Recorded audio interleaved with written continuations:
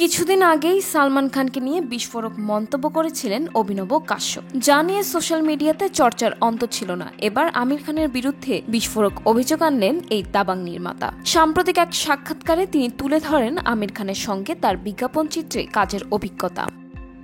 পরিচালক দাবি করেন, অভিনয়ের পাশাপাশি শুটিংয়ের প্রায় সব দিকেই অতিরিক্ত হস্তক্ষেপ করেন আমির। অভিনব কাশ্যপ বলেন, আমির খান নিখুঁত অভিনয়ের জন্য পরিচিত হলেও সেটে তার আচরণ সহশিল্পী ও নির্মাতাদের জন্য চাপের তৈরি করে। তার ভাষায় তিনি সবকিছুতেই হস্তক্ষেপ করেন। এডিটিং, পরিচালনা, পুরো সিস্টেমটাই তার নিয়ন্ত্রণে থাকে। তার সঙ্গে কাজ করলে মানসিকভাবে ক্লান্ত হয়ে পড়তে হয়। আমির এতটাই নিয়ন্ত্রণপ্রবণ যে অন্যরা নিজেদের মতো সৃজনশীল কাজ করার সুযোগ পান না বলে অভিযোগ করেন এই পরিচালক। তিনি এখানেই থামেননি, আমিরের কথিত পারফেকশনিজম নিয়েও প্রশ্ন তুলেছেন অভিনব কাশ্যপ। তার দাবি, একটা শটের 25টা টেক দিলেও প্রথম আর শেষ টেক একই রকম থাকে। বারবার টেক দেওয়ার ফলে নতুন কোনো কিছু হয় না।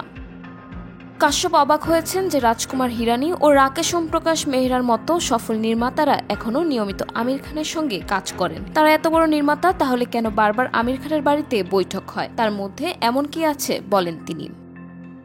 সাক্ষাৎকারে অভিনব কাশ্যপ বারবার দাবি করেন, আমির অনেক সময় অভিনেতার সীমা ছাড়িয়ে সৃজনশীল সিদ্ধান্তেও আধিপত্য দেখান। যদিও অভিনব কাশ্যপের এসব অভিযোগ নিয়ে আমির খানের পক্ষ থেকে এখনো কোনো প্রতিক্রিয়া পাওয়া যায়নি।